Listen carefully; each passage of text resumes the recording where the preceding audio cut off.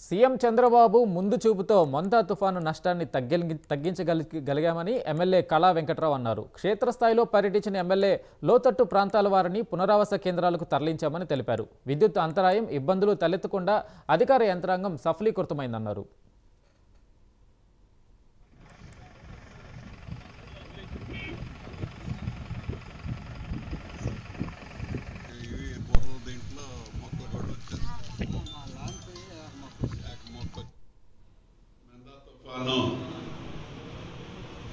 చాలా బాధాకరమైనటువంటి కార్యక్రమం చేసిపోయింది.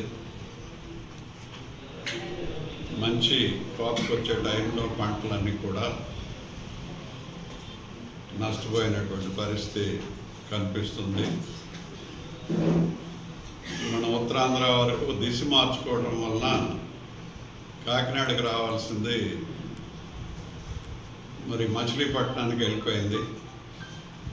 ఏమైనప్పటికీ మన ఆంధ్రప్రదేశ్లో ఇది సృష్టించినటువంటి బీభత్సం అన్ని విధాలుగా కూడా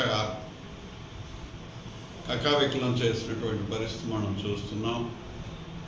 దీన్ని తట్టుకోవడానికి ఇది ఈ విధంగా ఉధృతంగా వస్తుంది. ఎప్పుడైనా డైరెక్షన్ మార్చుకోవచ్చు, అటు కానీ ఇటు కానీ.